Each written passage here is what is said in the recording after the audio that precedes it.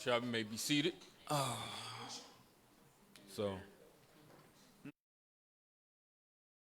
in back.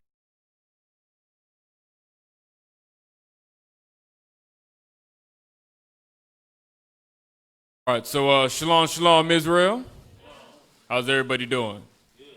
Good, good, good. All right. So tonight's lesson is going to be on Halloween, but the origin and history of creatures. All right. So now, when it comes down to Halloween, there's so many prominent creatures that we always hear about, we always read about, always listen to, always watch about, and everything. You always see the constant ones. What are some of the common creatures? Can we get a mic for the audience, please? Can someone get a mic for the audience? Pass a hand mic. May someone take this mic down, and let's get another mic out here. One of these. This one. Okay, cool. May take that one out. So someone tell me what's anyone, just name a creature that you know is constantly associated. Name a creature. A goblin. Goblin, what else? What you got? Name a common. Witch. Witch. Pass it to K-Son. K-Son said one, and then you said one. A zombie. Zombie, pass it to Peasy. He said one too. You said a creature that's associated with Halloween. A common one. A common one. Let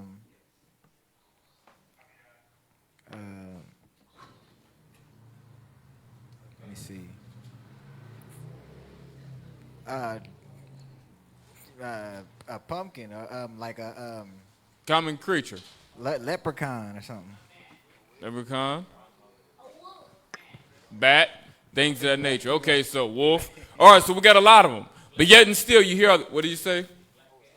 Black cat, things of that nature. Oh, Scream. Scream, the dude with the mask. Do with the mask. So now it's always, where do these things come from that we constantly see again and again and again that aren't necessarily just inclusive of this day, but are commonly used on this day, which will be tomorrow. So nevertheless, let's get into it. Go to the PowerPoint for me, please.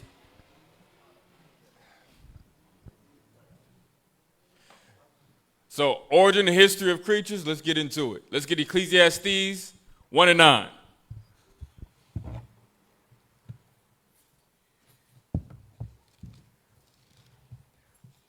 Let's get Ecclesiastes chapter 1 and verse 9. Go ahead and read it. Gone. The book of Ecclesiastes, chapter 1, verse 9. The thing that hath been, it is that which shall be, and that which is done is that which shall be done. And there is no new thing under the sun. So there's no new thing under the sun. So this is the thing which hath been, it is that which shall be. And that which is done is that which shall be done. There's no new thing under the sun. So with all these ghouls and goblins, as we'll get into, they all originate from something. All right? They're all tied to something. So let's get into Frankenstein first.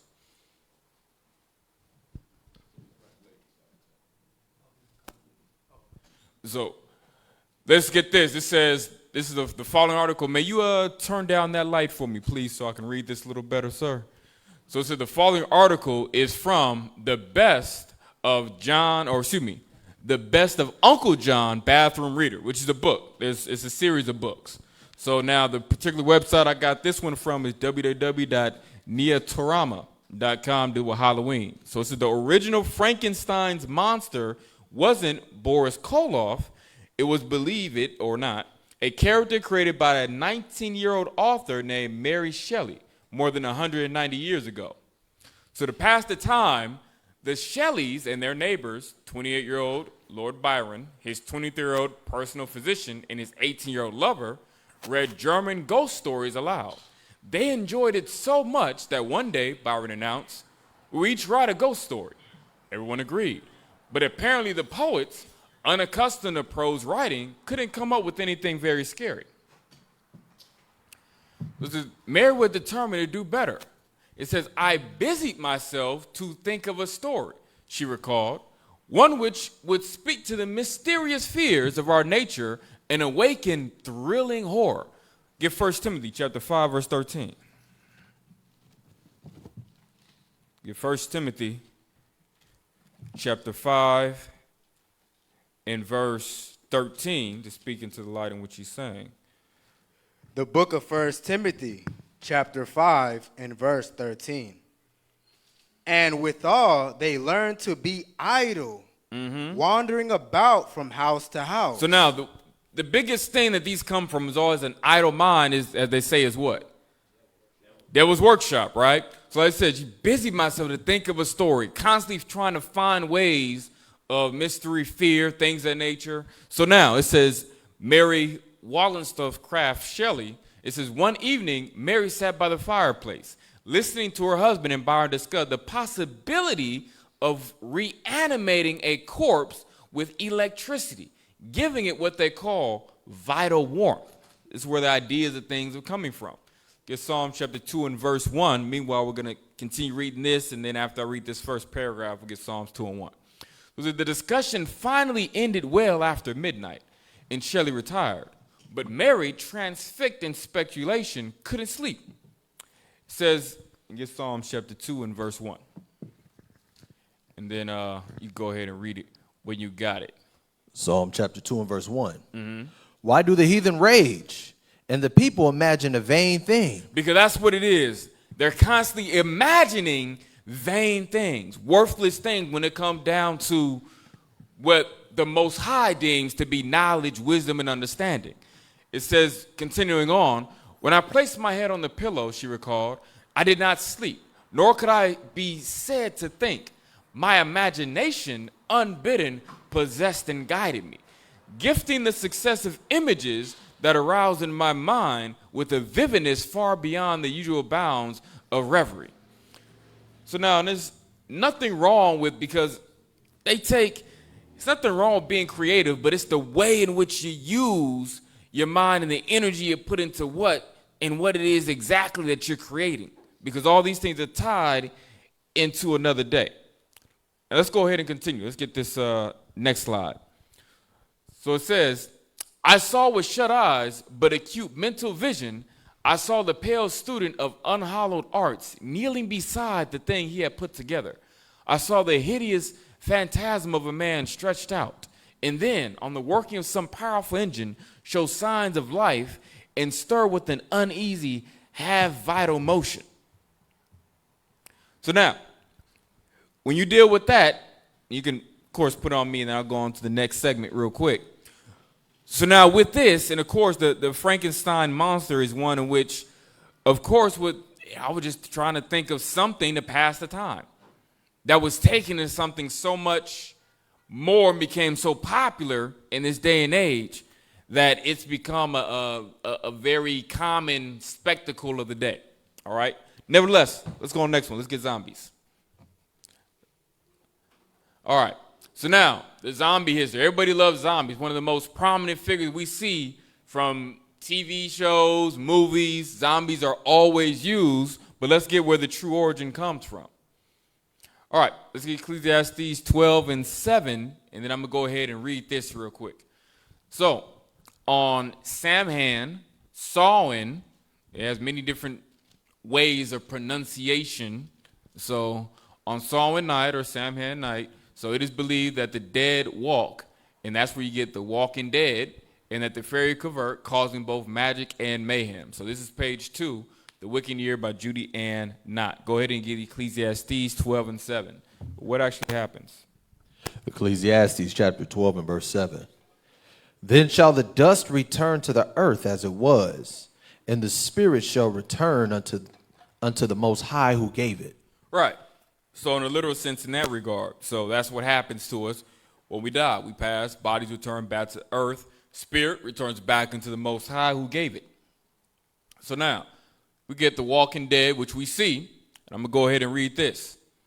While there's a long history and fascination with animated corpses in American literature and cinema, zombies aren't originally a product of the American imagination. The undead corpses actually trace their roots to Haiti and Haitian Creole, traditions that have their roots in African religious customs. So now, we're going to get more so of where all these things come from. It says, according to Haitian folklore, the book Race, Oppression, and the Zombie recounts, zombies are the product of spells by a voodoo sorcerer called a Bakor.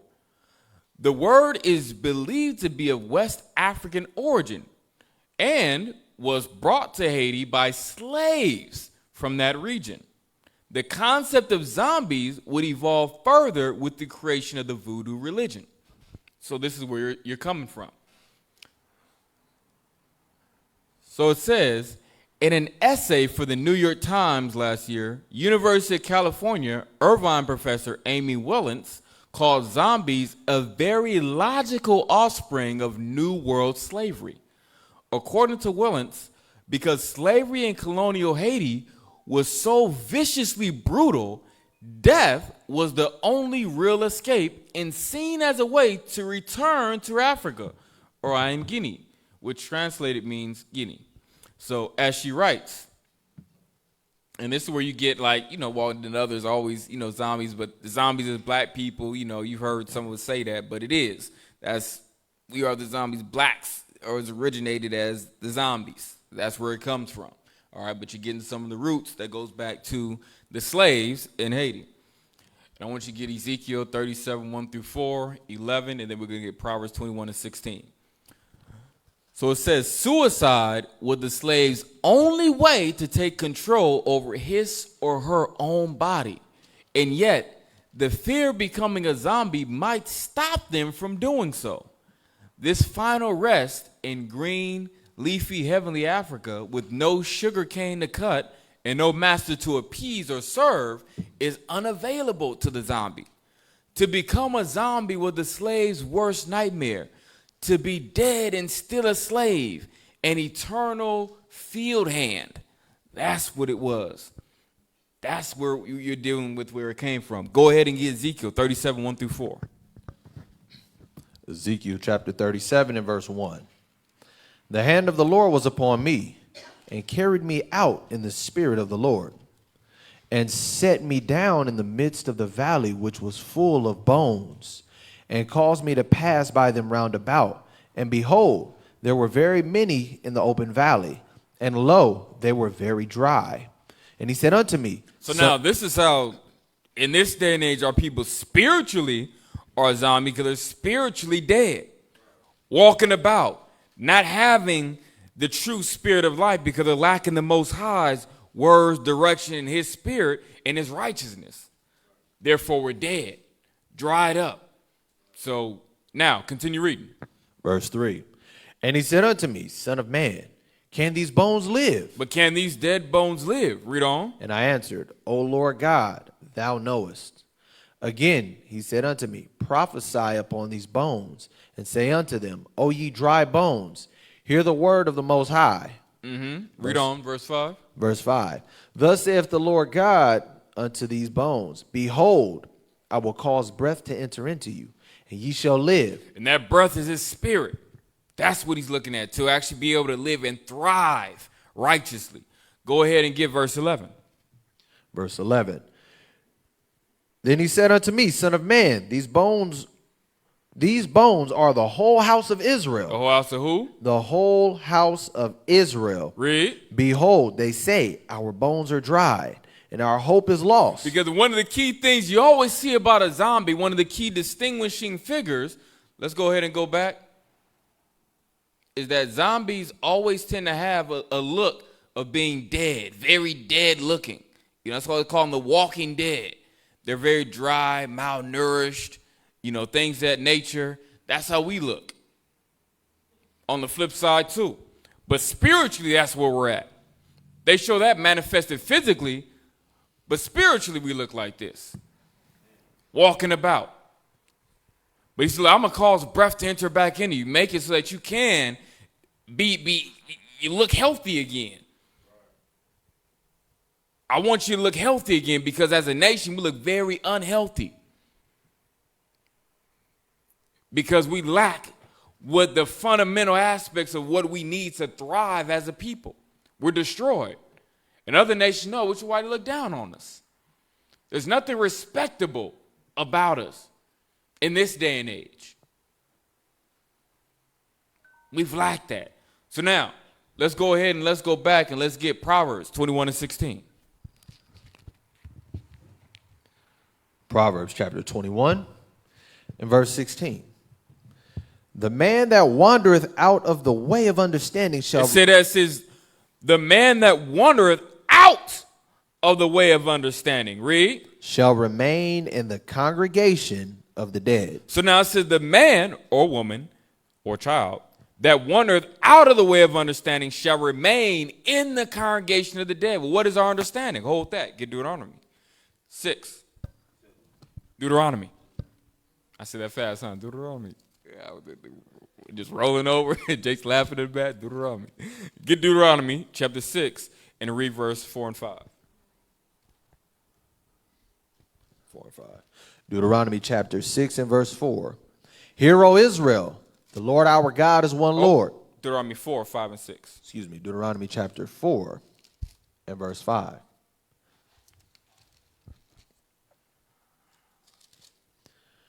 Behold, I have taught you statutes and judgments, even as the Lord my God commanded me, that ye should do so in the land whither ye go to possess it. So Moses speaking to the children of Israel, saying, I have taught you statutes, which are laws, and judgments, which are the consequences for breaking those laws.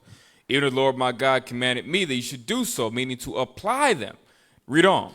Keep therefore and do them. Keep them so you could pass them down so that the generations to come might have them and apply them. Read. For this is your wisdom and your understanding. And your what? This is your wisdom and your understanding in the sight of the nations, which shall hear all these statutes and say, surely this great nation is a wise and understanding people. So that is our wisdom, our understanding, our knowledge. So now to wander away from that, to wander away from these laws, statutes, and commandments, you're going to forever be in the congregation of the dead, as it says in Proverbs 21 and 16. You're always going to be a zombie. Because that congregation of the dead, they're still alive in a sense. But they're not alive in the spirit. They're spiritually dead. Therefore, they remain in the congregation. And all these bootleg churches, they remain in the congregation of the dead. It doesn't matter if it's a bootleg Christian church, Catholic church, whatever church, if you're not actually teaching and then applying the law, statutes, and commandments contained in the Bible, you're still in a place of the dead. Because you don't have the true essence that's needed to give you that life that the Most High needs you to have. So now let's continue on with these zombies. Back to the slide. So then you also have, this is an older movie. So this says, I walk with a zombie. And notice, it's two white women, it's a black man showing the zombie, playing on the origin of it, that they knew it was slaves. Slaves were always the zombies. They was all the one in black people at that. So now, in 1937, the author, Zora Neale Hurston, traveled to Haiti to research Haitian customs for the book, Tell My Horse. In a 1943 interview, Hurston was asked to define exactly what a zombie was. Her reply, a zombie is supposed to be the living dead, people who die and are resurrected, but without their souls. They can take orders, and they're supposed to never be tired and to do what the master says. That was the origin of a zombie. Someone who could just take orders and do what their master says. Sometimes they always play that with you always see it like with certain hunchbacks, like, Igor, pull the switch. Yes, master. Yes, master. So that's what a zombie was told. A zombie was a slave. Just take orders. Just do what it is I tell you to do. And never get tired, never get fatigued. Go ahead, Pete. You got something to say? Yeah, last night, man, Most High revealed to me what they do when you leave your TV on at nighttime. I woke up in the middle of the night. They was having a whole witchcraft ritual prayers and with the bath, the star with the circle around it. Mm-hmm. They had the whole fire around. It was chanting and all that. I woke up and I'm like, what the hell? I hurry up and turn the TV off, bro. I had to rebuke the enemy. Like, damn, they trying to. That's what it do when you sleep. It gets in your subconscious. The messages get into your subconscious. And it does. You be up to dreaming about it and everything else, huh? But no, it's true. Shoot, you be, damn, why I'm over here having dreams? Shoot, I'm over here having a dream, Pokemon it and stuff, because my kids up there watching Pokemon while I'm sleeping. I'm like, man. But exactly, you see those things, and because of witchcraft, there's so many ways in which they introduce it, to us. You have what, of course, is what's blatantly obvious, what people, see, all right, here it is, I'm bound down to, a statue or some creature, half man, half goat, Baphomet, things of that nature. But there's so many ways that we incoherently, worship, demons and devils and witchcraft and all these other things, and ignorantly do it. Incoherent, I'm not even aware I'm doing it. So it's just what's happening. Or certain things, it's just on. I'm not even paying attention to everything that's going on with it. And it's talking about all this other witchcraft and stuff I ain't even paying attention to. That's incoherent, not even aware. So you have a lot of those things. But yeah, good point. So now, let's continue. So now it says, and of course, that's a big one. So zombies supposed to be the living dead, people who die and are resurrected, but without their souls, but they can take orders.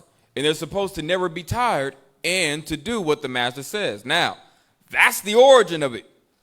That's where it comes from.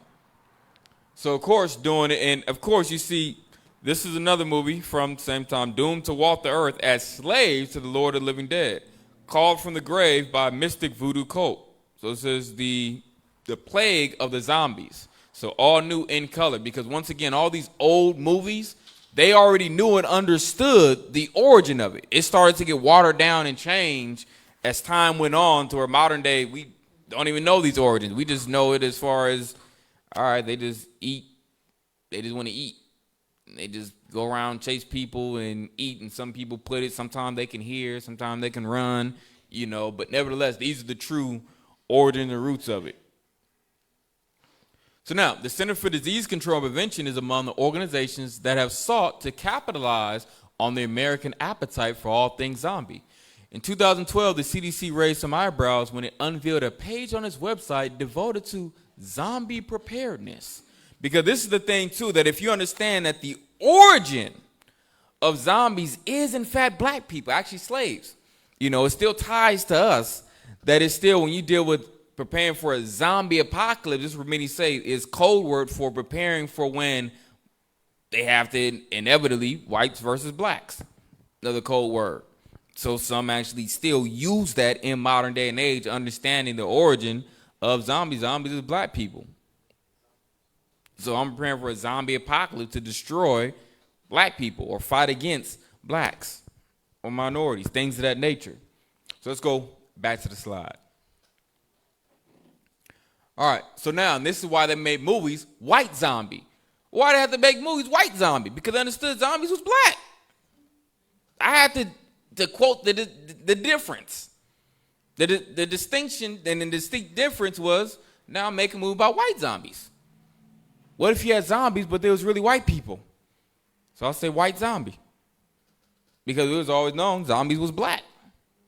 And this was in the early 1900s. This was all understood and before that.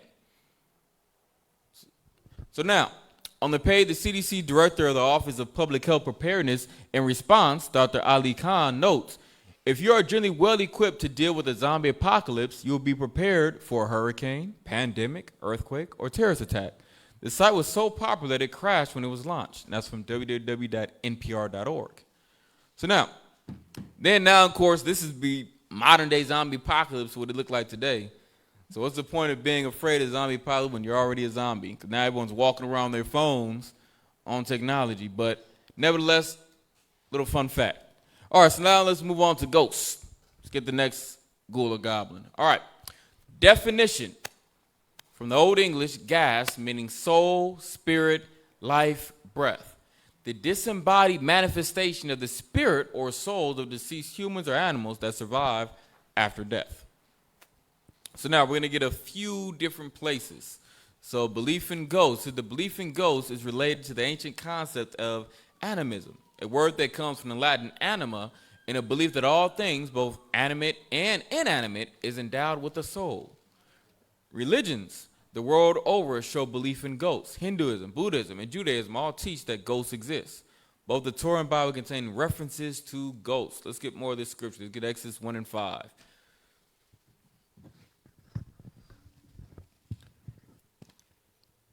Exodus chapter 1 and verse 5. And all the souls that came out of the loins of Jacob were 70 souls, for Joseph was already in Egypt. So one thing you'll read is soul. You know, you read about souls. And souls, a lot of times you're dealing with as far as people. You know, it's making reference to people when you hear about the souls. So now, generally, a lot of times it's using reference to where, okay, these were living, walking people that are the soul that came, because you are your soul. That's what you are. People say, I got soul, you know. So get Genesis 25 and 8. Getting a few different scriptures, contextually how some of these things are used. Genesis 25 and 8. Genesis chapter 25 and verse 8. And Abraham gave up the ghost. Gave up the what? Gave up the ghost. Read. And died in a good old age. So now notice when he uses ghost, he gave up the ghost, meaning that his spirit, that ghost departed from him when he died. So the scripture do mention of that ghost, that he gave up that ghost, gave up that spirit that gave him life, that went back to the Father. Go ahead and get John 6 and 63.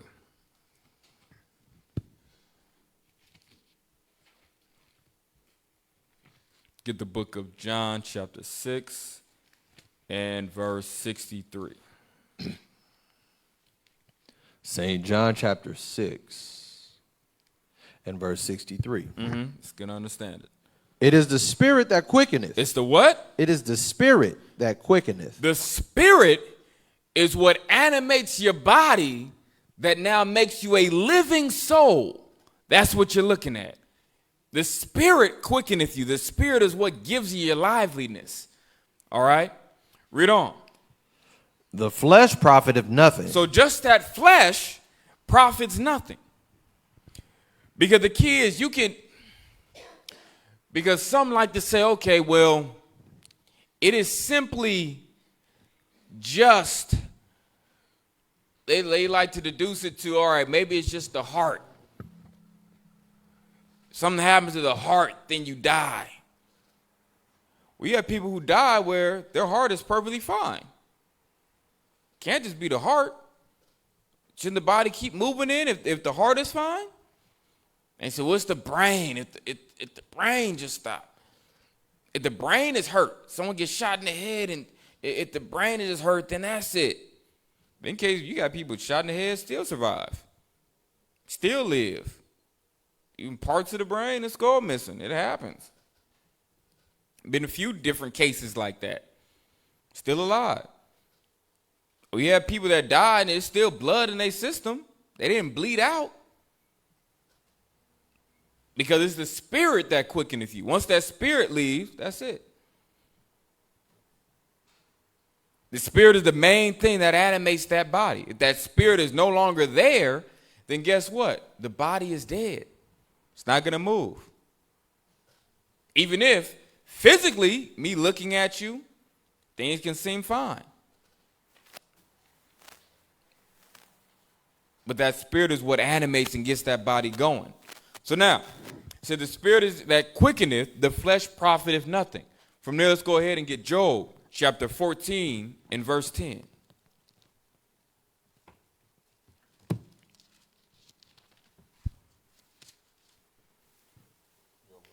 Let's get the book of Job chapter 14 and verse 10. Job chapter 14 and verse 10. But man dieth and wasteth away. Yea, man giveth up the ghost, and where is he? Because, of course, it deals with that concept. Man dieth, once that spirit leaves, the body then starts to do what? It starts to waste away or decompose. It starts to break back down into earth from which it originally came, from which we all come from, the earth. So it goes and decomposes back into it. Starts breaking down again because that spirit is no longer there keeping it going. So now, and of course, when it deals with the other component, yea, man giveth up the ghost, and where is he?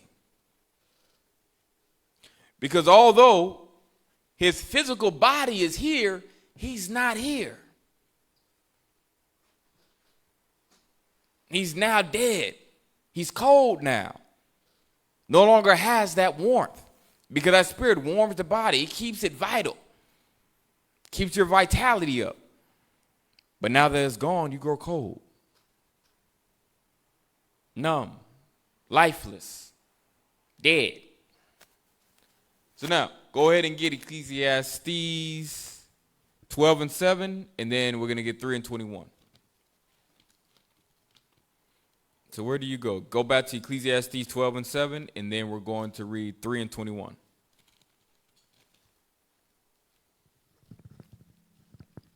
Ecclesiastes chapter 12 and verse 7. Then shall the dust return to the earth as it was, and the spirit shall return unto the Most High who gave it. So then, as we did with the dust, meaning your body returns back to the earth as it once was, and your spirit returns back under the Most High who originally gave it, that breath. Now flip over and read Ecclesiastes chapter 3 and verse 21. Ecclesiastes chapter 3 and verse 21. Who knoweth the spirit of man that goeth upward? So the spirit of man, doesn't matter what man, woman, child it is, doesn't matter what nation, they all go back to the Creator who originally gave it. But as it pertains to animals, read. And the spirit of the beast that goeth downward to the earth. Most High doesn't have regard for the spirit of ants and buffaloes and the caterpillar and everything else. He doesn't have the same regard for it. You know, he cares about us, preserving us. He made us in that special way. It says we go to Most High, they just go to the earth and dirt. So now, moving on. So now it says, most notably, in 1 Samuel, King Saul engages the witch of Endor to summon the spirit of the dead, Samuel. Let's get that in 1 Samuel 28, 7 through 18.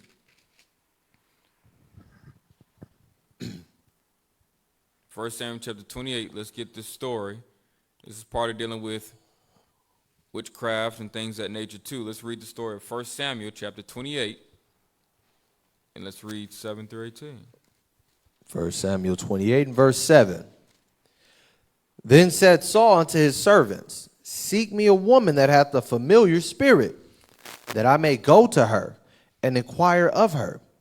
And his servants said to him, Behold, there is a woman that hath a familiar spirit at Endor. So a woman that has a familiar spirit. You hear terms like that in the scriptures, and also you hear things like that in the world, familiar spirit. So now we'll get more into the definition of all those different titles, you know, divination, necromancy, and all those things very shortly, all right? But nevertheless, in layman's term, dealing with a type of witch, type of sorceress, all right? So now let's continue reading on. Verse 8. And Saul disguised himself and put on other raiment, and he went and 2 men with him. Because he was going to do something that was unlawful. He was seeking out to get answers from a witch. Because the Most High was no longer dealing with him. And would he deal with him through the main way the Most High would deal? By Urim or Thummim, through the priest, which is kind of like where you get, we had a righteous version of what many would say in witchcraft, a crystal ball that was tied into the priestly ornament as far that had the breastplate. We had the Urim and Thummim within that. So now, and he also had the other way he contacted you through visions, dreams, or the other way he contacted you is through a prophet, having someone else being the messenger to speak on behalf. Read on. And Saul disguised himself and put on other raiment. And he went, and 2 men with him. And they came to the woman by night. And he said, I pray thee, divine unto me by the familiar spirit, and bring me him up, whom I shall name unto thee. So it said, divine unto me by the familiar spirit. Because a lot of times, those who truly practice witchcraft, divination, necromancy, they have to rely on the power of Satan through other familiar spirits, other demons, other evil angels, things of that nature, to grasp that power to be able to do those things. All right? So now, continue. And the woman said unto him, Behold, thou knowest what Saul hath done, how he hath cut off those that have familiar spirits, and the wizards out of the land. Wherefore then layest thou a snare for my life, to cause me to die? So she's questioning, well, Saul, the king, he, put out all those who consult with familiar spirits and the wizards and, the swords. He put all of us out of the city. So why are you coming to me, putting my life in jeopardy? So because that's how, a lot made their living, things of that nature. But read on.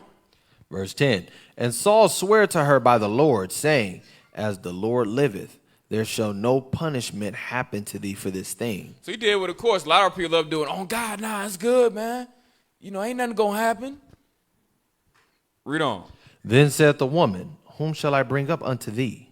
And he said, bring me Samuel. So now, she asked him.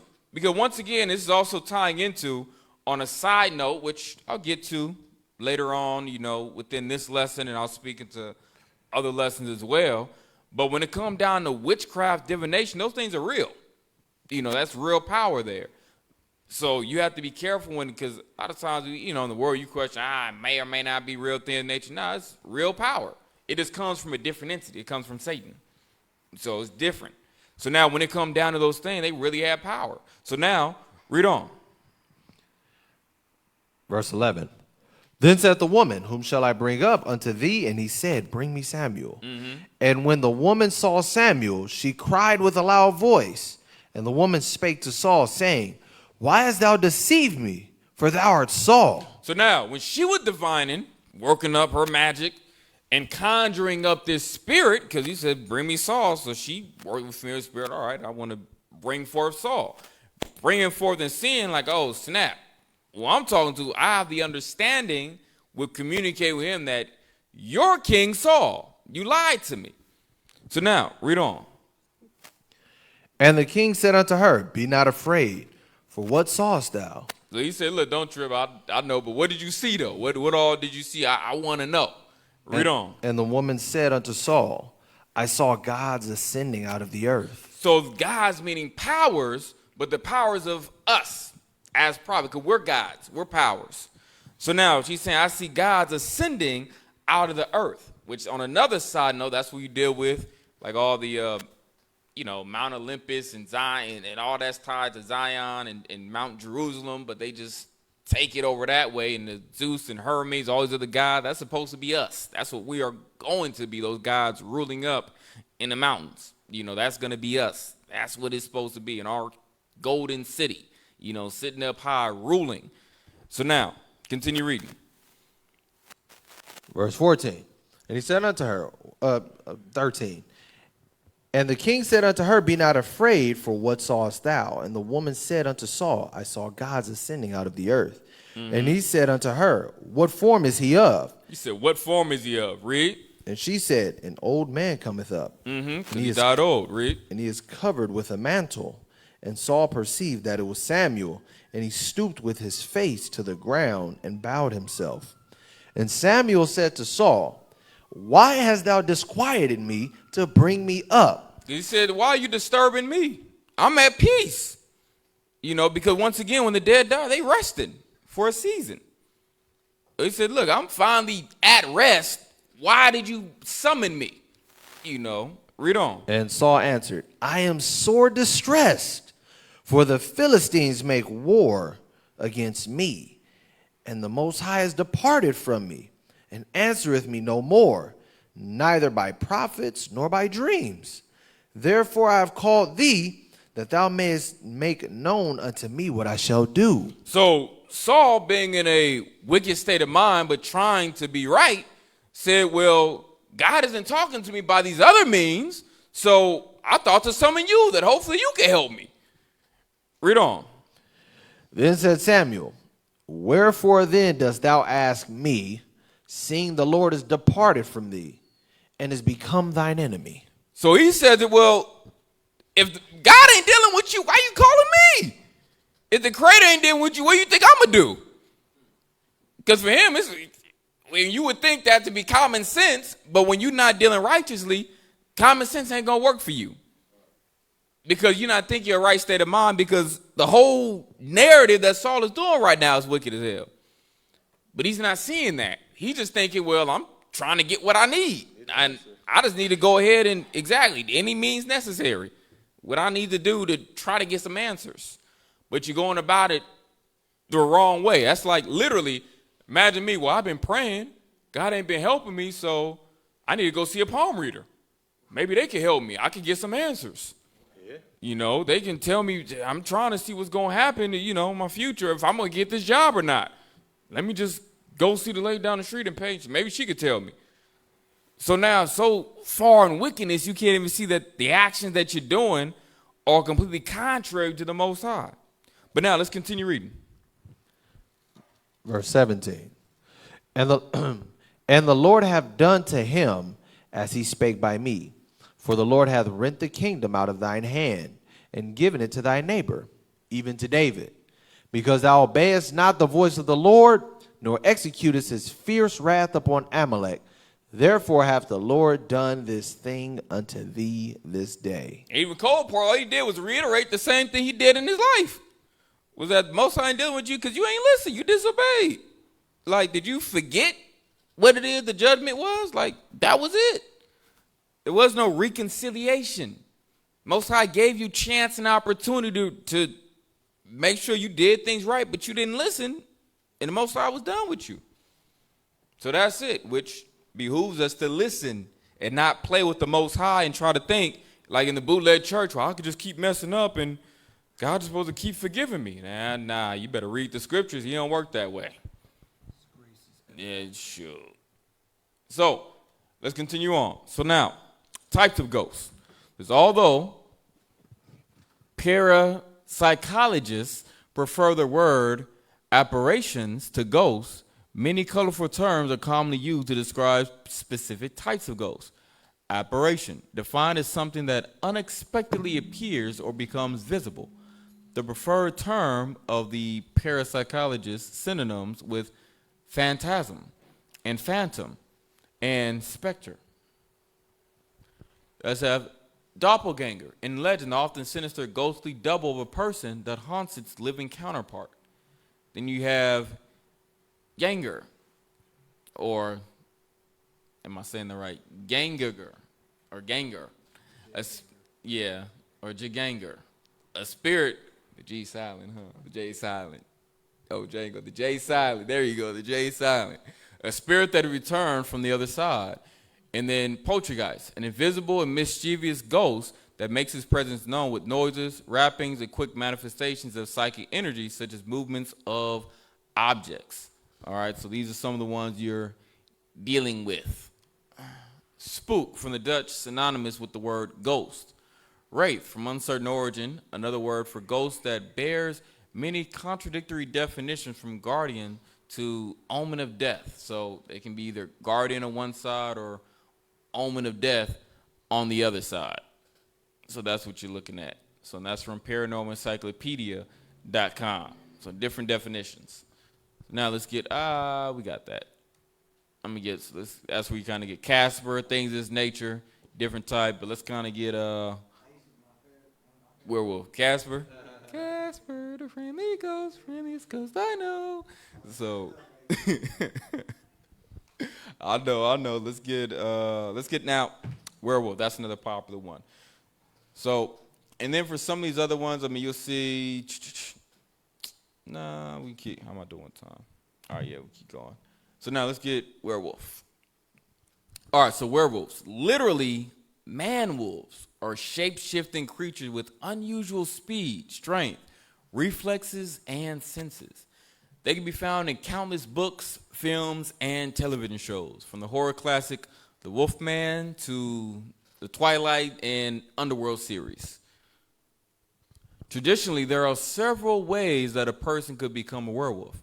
In her book, Giants, Monsters, and Dragons, folklorist Carol Rose notes that in ancient Greece, it was believed that a person could be transformed by eating the meat of a wolf that had been mixed with that of a human, and that the condition was irreversible.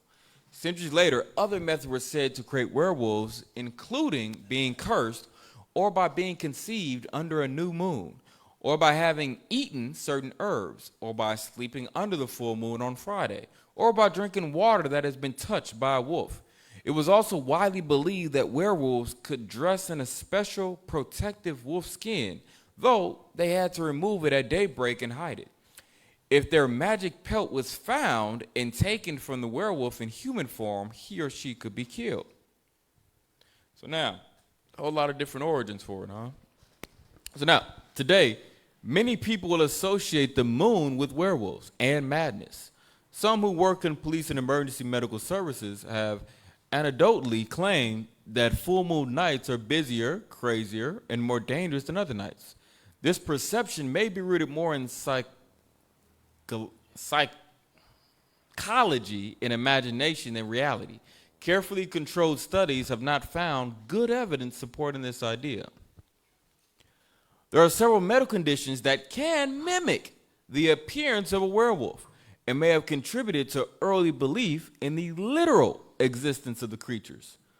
One is hypertrichosis, which creates unusually long hair on the face and body. A second condition, porphyria, is characterized by extreme sensitivity to light, thus encouraging its victims to only go out at night. Seizures, anxiety, and other symptoms. So this is one right here, hypertrichosis. So you see some that grow unusually long hair on the body, the face and other parts of the body. This is one of the medical conditions that fuel, the werewolf type of look. So now, clinical lycanthropy is a recognized medical condition in which a person believes himself or herself to be an animal. And indeed, there are rare cases where people have claimed to be werewolves. This is all from livescience.com. So now vampire. Let's get that, the iconic. So Vlad the Impaler, the real Dracula's dark secrets.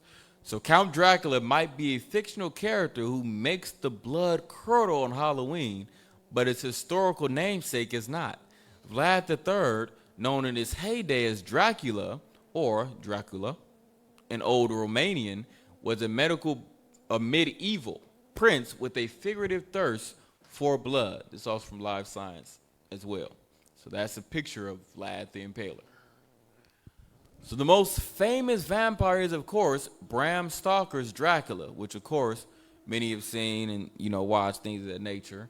So though those looking for historical real Dracula often cite Romanian prince Vlad Tepes, 1431 to 1476, after whom Stoker is said to have modeled some aspects of his Dracula character.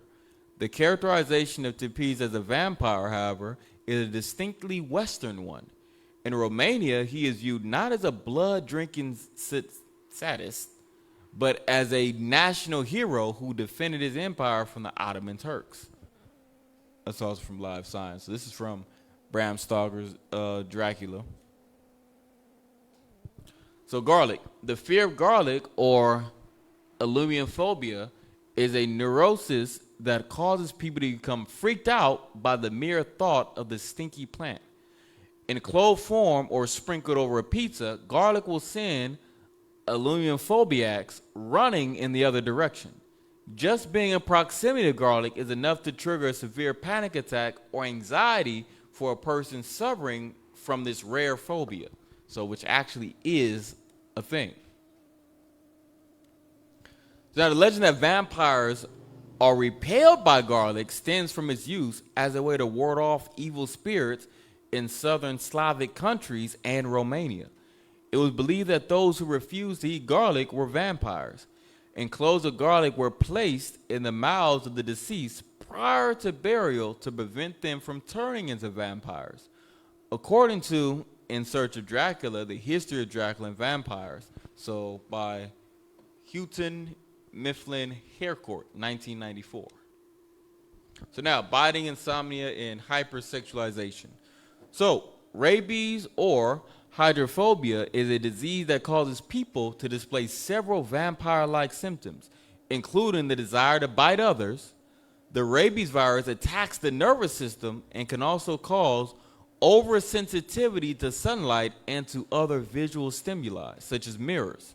The word rabies means rage or madness in Latin, and was so named because people who contract it often become delirious, aggressive, and suffer from hallucinations. Like this.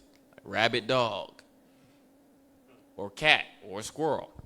It said the disease can also affect portions of the brain that control sleep patterns, leading to insomnia, nocturnal sleeplessness, and hypersexuality, behavior that shadows the image of a sinister Nosferatu creeping into a dreaming damsel's bedchamber in the middle of the night.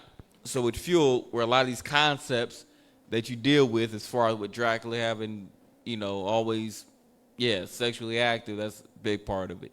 So now, bites from bats, which vampires are often depicted as turning into, are the most common source of a rabies infection. So get in with bats, as what was mentioned earlier in class. So according to the Mayo Clinic, in fact, 2 strains of the rabies virus in several European countries can only be transmitted to humans by bats and are therefore known as bat rabies. So where you get all these other things from. So now, blood. In 1985, a scientist claimed to have found a disease that linked the myth of vampires to a very real genetic blood disorder called porphyria. People with porphyria experience the desire to drink human blood to alleviate their symptoms. The genetic disease causes abnormalities in a person's hemoglobin, a protein found in red blood cells. Declared biochemist David Dolphin, his theory was later refuted and proven to be based on a misunderstanding of the disease. Now let's get Genesis 9 and 4 and Leviticus 3 and 17 real quick. Look at Genesis 9 and 4. So a whole lot on these ghouls and goblins. Get Genesis 9 and 4. Go ahead and read it when you got it. Genesis chapter 9 and verse 4. But flesh with the life thereof, which is the blood thereof, shall ye not eat. Right, so the Most High did not want us eating anything that had blood in it. Anything with the blood is still like the meat has to be fully cooked. So now, get Leviticus 3 and 17. Another precept. Leviticus chapter 3 and verse 17.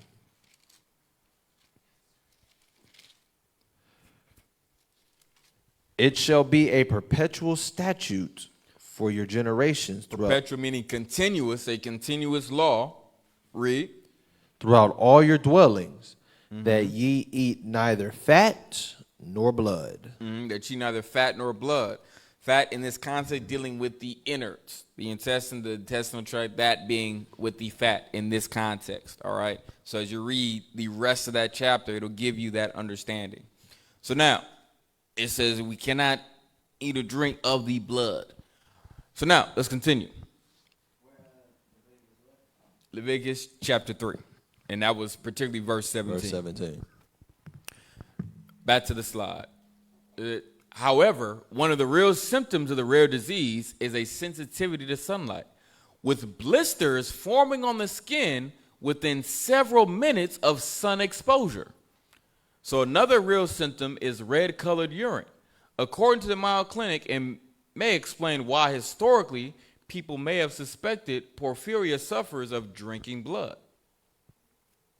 All right, count. Arithmomania is the obsessive need to count things and has a little known but deeply rooted presence in vampire tales. For centuries, it was believed that besides garlic and crosses, one foolproof defense against vampires was math. To deter a vampire, one only had to throw a handful of rice or seeds and run away, and the vampire would be unable to resume the chase until he or she had counted every single grain. Now, most of you see count all the time because most of you had children or grew up watching Sesame Street and count. 1, 2, Like, that's where it comes from. The need to, count. That's that disease. Well, now, let's go ahead. So now during the Middle Ages, people poured poppy seeds in the coffins of loved ones before burying them in holy ground, hoping that it would distract the vampire from biting the deceased, according to Minds of Maze, Hodgins Press, 2008. This explains why Count Von Count, the calculator-hating, cheerfully spooky vampire-like Muppet on Sesame Street, is obsessed with numbers and counts anything that comes his way, sometimes resorting to counting his own fingers when there's nothing else around to count. While the character is more silly than scary on the children's show, every one of the counting sessions are followed by a sinister crack of thunder and a flash of lightning. Let's get fangs. Hypohydrotic ectodermal dysplasia is a rare, man, all these words, is a rare genetic disorder that affects tooth development. It causes a person's teeth growing abnormally and at a later than average age. In some cases, many of the person's teeth are absent except for the canines, which in effect appear to be protruding, and the teeth that do grow in are pointed, according to the National Institutes of Health. So now something like that. Every human has canine teeth. The sharpest, pointiest teeth in the mouth that are used for biting food rather than chewing it, which is mostly the job of the back teeth. While vampires have been depicted with eerily long fangs for centuries, it wasn't until the late 20th century that vampires began to be shown with retractable fangs. That was a new thing. Fans of the show, for example, True Blood, are familiar with the vampire's tendency to swiftly sprout fangs only when they're about to feed, while hardcore Twilight fans or Twihards are aware of the fact that, Stephenie Meyer chose to portray her vampires completely without fangs. Sunlight. An extremely rare genetic disorder, xeroderma pigmentosum, or XP, causes a person's DNA to be unable. How come they didn't put XP up there in the first place? They need to have a short version of like all of these. So, man, they can just put it like in the brackets. Give me XP first, and then everyone else could just see the other one. DNA to be unable to effectively repair the damage caused by ultraviolet light. 1 in a million people have the disorder in the United States, according to the XP Society, XPS. People with XP, that's a computer nowadays, too, the XPS. Anyway, people with XP develop severe sunburns when exposed to even a small amount of sunlight. While the seriousness of this disorder varies, in extreme cases, all exposure to sunlight is strictly forbidden. I got to be, a lot of these diseases be like curses upon curses. You can't even be bubbling up, get some sunlight. That is a curse. Bet you, man, sounds horrible. Couldn't go nowhere. But that's where you see the play on, I see the vampire, so some sun, it's like, when a person with XP is exposed to direct sunlight, it says that their skin can blister and develop oozing, raw wounds on its surface. Even some indoor lighting, such as incandescent light bulbs, emit UV rays and should be avoided. According to the XPS, other symptoms of XP include a painful eye sensitivity to the sun, causing them to become irritated and appear bloodshot, as well as a glossy white thinning of the skin. Golly. Sorry, Twihards. None of the XP symptoms include sparkling in the sunlight like Edward Cullen.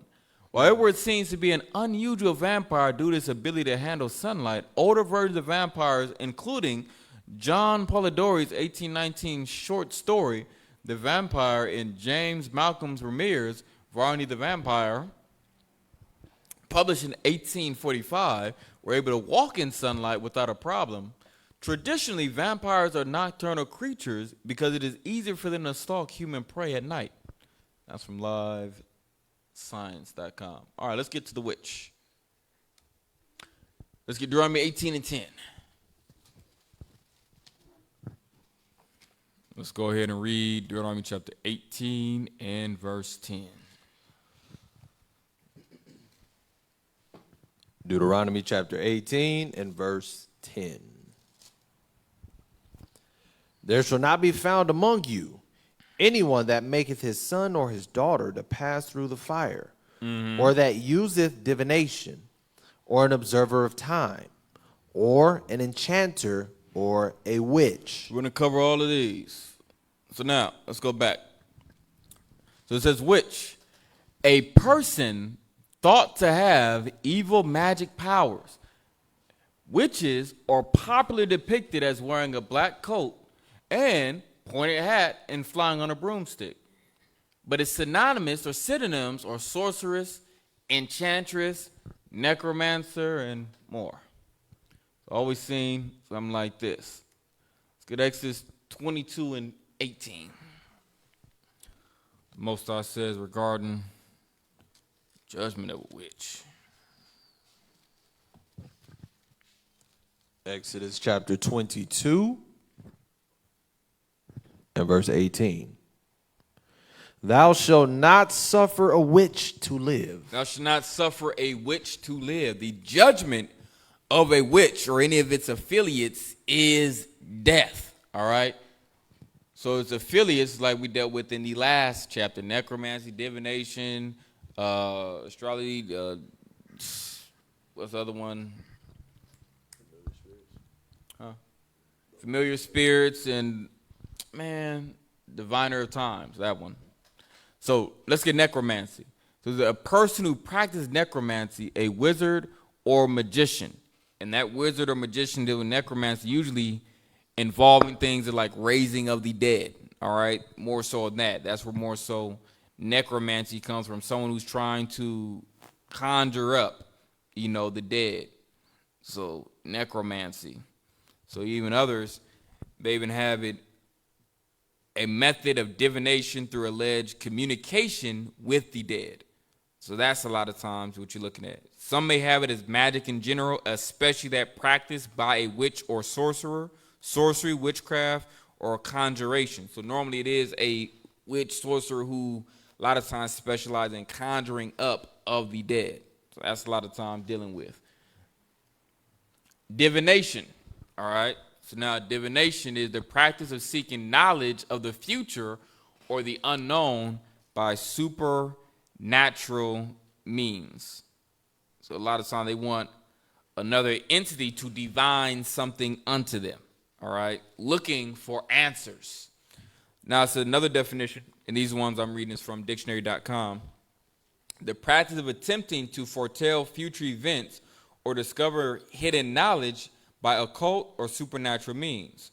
So it says augury, or it also says prophecy, perception by intuition, instinctive foresight. So now, let's get the next one. I'm going to tie these things. So this is all being tied into things as psychic reader. That's a no-no. So the Ouija board, things of that nature. That's a no-no. So same thing with the tarot cards, So all those things, that's a no-no. All right, all the things, the zodiac, observers of times. That's the word. That's what I'm trying to. The scripture say observers of time, thing of nature. That's a no-no. This is all witchcraft. So all these things, this is all observers of times. So now, enchanter, a person who uses magic or sorcery, especially to put someone or something under a spell. That's the other thing. There is no good or bad witch, things of that nature, because this one, going back, which. Yeah, to have evil magic power. There's no good or evil magic. A lot of these shows, that's the biggest thing you always saw all these shows and movies are played on. Well, that's the good witch and that's the bad witch. The good witch and, Wizard of Oz and all them other ones played is, well, the good witch lives in the north, the bad witch lives in the south, the other good witch lives in the west, the other bad one lives in the east, and nah, ain't that, and it's like this one uses good magic, but this one uses black magic. That's the bad one. It's all bad in the eyes of the Most High. Now, the reason why you look into a lot of these things and why that, they're so bad, it all goes against the Most High's order of what it is he created and the power in which he wants us to truly use. So, like the witch Endor, she went through the back door around the order of the Most High to conjure up and bring forth, one of our forefathers back from the dead. But someone said, well, didn't Christ do the same thing? But Christ did it through the power of the Most High, and he did it righteously. That's the key thing. It creates a situation of confusion for our people to where I can get a taste of this power, but through another means and doing wickedly. But he says, nah, I don't want you conjuring up. I don't want you doing nothing through that means. Likewise, the same thing to where it's where no, the Most High doesn't want no reading of hands or fingers, things that nature, psychic reader. That nah, I don't want you partaking in anything of that nature. I want you to go through me. That's the way you're supposed to go. I'll tell you what it is that I'm going to say is going to happen. Not through these other methods or these other entities trying to claim to operate in aspects of me. So playing all these things, all these games, all these cards, things that they're trying to divine, your future, things that nature, you believe in that. All right, I'm born in these times, therefore I'm a Leo or Scorpio, and your character's like this, personalities like this. I ain't got nothing to do with what it is that I set up for you. I set up to where my laws define how it is you're supposed to live and conduct yourself. You operating outside of that is where it is you're in violation. So just things of that nature. But in case I missed anything, let me go ahead, plug in the audio. Hold on. Head on. Give me 2 seconds. Mute the house speakers real quick. I'm about to plug this in. And then you go ahead and turn them back on. All right, go ahead. We're all plugged in now. Go ahead and let's see Most High willing, this volume's all good. Let me turn this up. See if this works for me the way I need it to work. I forgot all about this video. Be honest with you.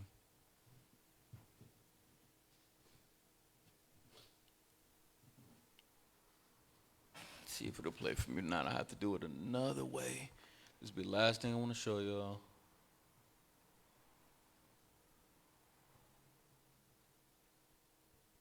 And if not, I'm going to look it up, get it from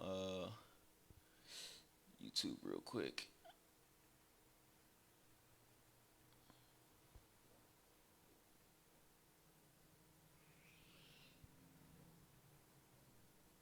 Nope. Look this mug up.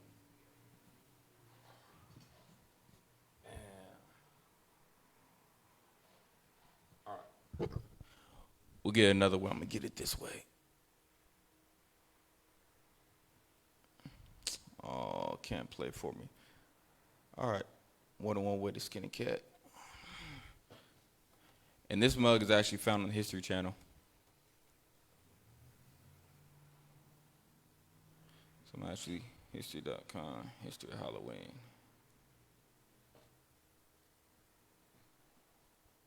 So let me actually get this real quick. History.com. Let me find Halloween. See if I can get this real quick.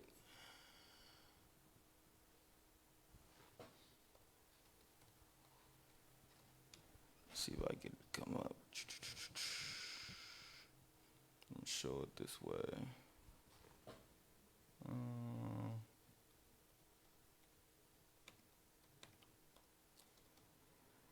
Since the last thing I gotta show. Here we go. First thing that come up. See, don't nobody be looking for it.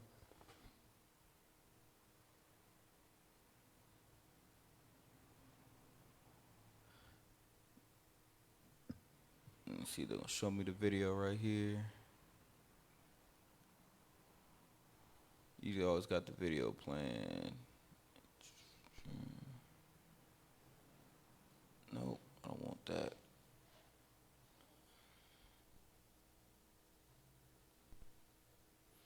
Yep, here we go, videos.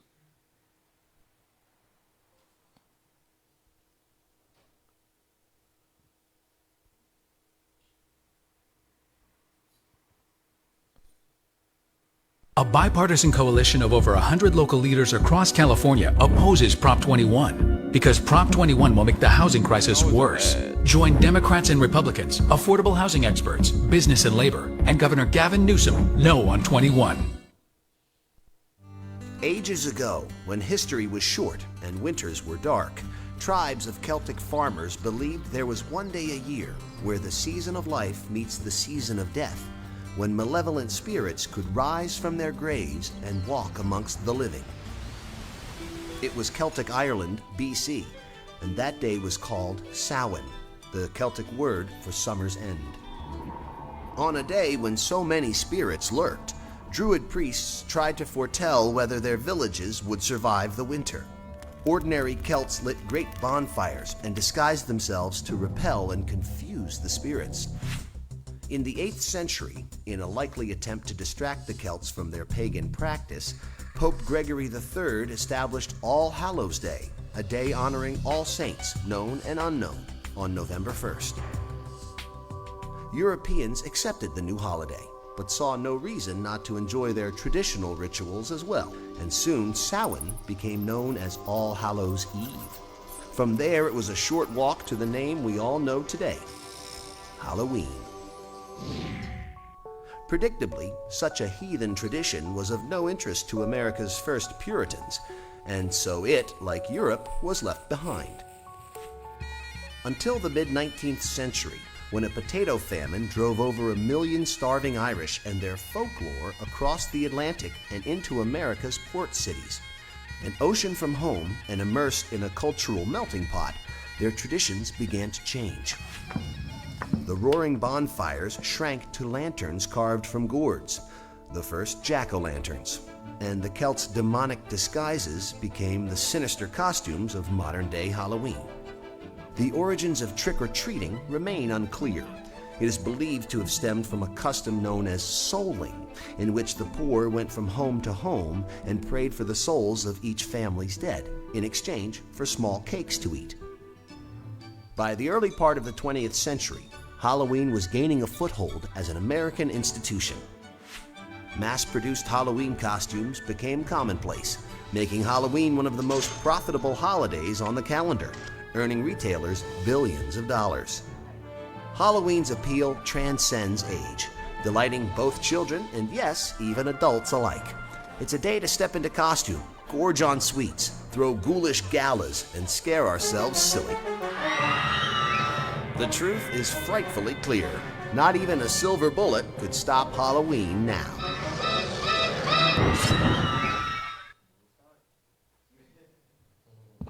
Bam. So we good. So now, nevertheless, that's the last thing I want to show you guys. So with that, thank all you guys. Hopefully you learned something, grasped something about the history and origin of creatures. So next year's lesson will be different. Just similar to, when I cover Nimrod's Day, or as you guys know at Christmas, this one every year it'll be different. All right, so I got 3 different PowerPoints on that one. So, but yeah, hopefully you guys learned something new, about the origin, history, some of the creatures, and then nevertheless. So with that, about to go ahead and close out. All right.